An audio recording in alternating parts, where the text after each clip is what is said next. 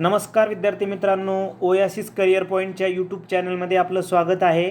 या व्हिडिओमध्ये आपण पाहणार आहोत सेट परीक्षा पेपर क्रमांक 1साठी अत्यंत महत्त्वाचं असणारं प्रकरण म्हणजे डाटा इंटरप्रिटेशन, ज्याला आपण DI किंवा माहिती विश्लेषण असं म्हणतो.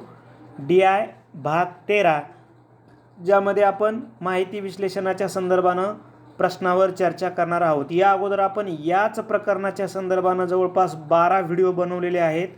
ते तुम्ही ओयासिस करिअर पॉईंटच्या यूट्यूब चॅनलवर जाऊन बघू शकता. तर अधिक वेळ न घेता DIचा भाग 13वा आपण बघूयात. प्रश्न दिलाय आपल्याला की खाली दिलेल्या पाय आकृतीला काळजीपूर्वक अभ्यासा आणि प्रश्न क्रमांक 1 ते 4 सोडवा. एकूण विद्यार्थ्यांची संख्या ही 8000 दिलेली आहे, परंतु हे 8000 इथं टक्केवारी डिवाइड केलेत. कसे? अभियांत्रिकी 14%, वैद्यकीय 16%, वाणिज्य 22%, विज्ञान 19%, कला 12%, संगणक 17%.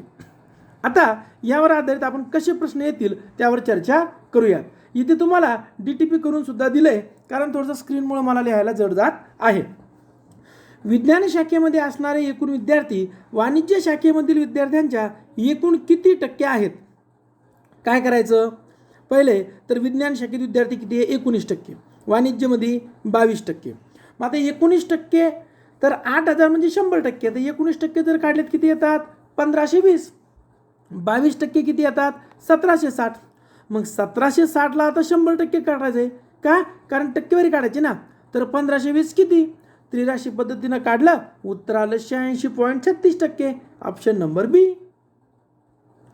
ओके, चला आता पुढचा प्रश्न पाहूयात आपण.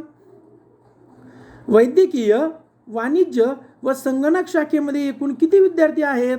वैद्यकीयमध्ये 16% आहेत, हे बघा इथे. वाणिज्यमध्ये 22% आहेत, हे इथे दिलेत. आणि संगणक 17%, हे पहा संगणक 17%. तिघांची बेरीज झाली 35%. 100% म्हणजे 8000, तर 35% म्हणजे किती? तर त्रिराशी पद्धतीनं सोडवलं तर उत्तर आलं 4400. पर्याय क्रमांक डी. बरोबर. मग आता आपल्याला काय करायचं आहे?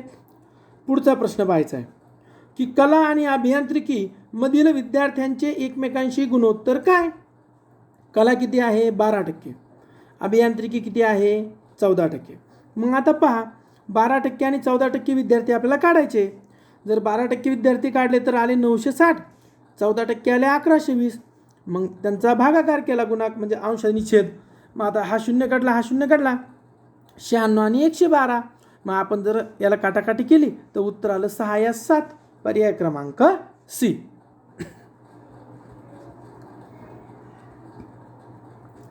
चौथा प्रश्न आहे आपला. वैद्यकीयमध्ये असणारे एकूण विद्यार्थी अभियांत्रिकीमध्ये असणाऱ्या एकूण विद्यार्थ्यांच्या शेकडा किती टक्के आहेत? वैद्यकीयमध्ये 16%, अभियांत्रिकी 14%. मग 16% किती? तर 1280. 14% किती? तर 1120. मग आता 1120 म्हणजे 100%, तर 1280 म्हणजे किती टक्के? मग आता आपण त्रिराशी करू, उत्तर मिळतं 114.28%. ऑप्शन नंबर बी.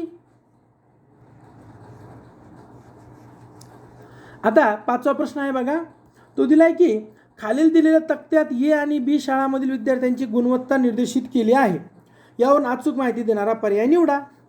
मग आता शाळा ए आणि शाळा बी विद्यार्थ्यांची एकूण संख्या 400 आणि 300. उत्तीर्ण विद्यार्थी 250 आणि बी मध्ये 200. म्हणजे ए मध्ये अनुत्तीर्ण किती झालेत? 150. बरोबर का? 400तून 250 वजा केले, 300तून 100 वजा केले. बी मध्ये किती अनुत्तीर्ण आहे? 100. जर आपण टक्केवारी काढली की 400चे 250 म्हणजे किती टक्के? तर आपल्याला उत्तर किती मिळतं आहे? 62.5%. आणि बीचे किती आहेत? 66.66%.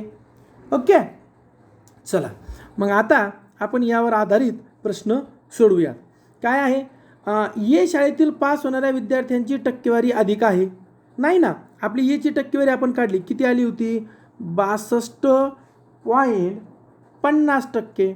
आणि बीची किती आली होती? 66.66%. म्हणजे याचा अर्थ पहिलं विधान चूक आहे.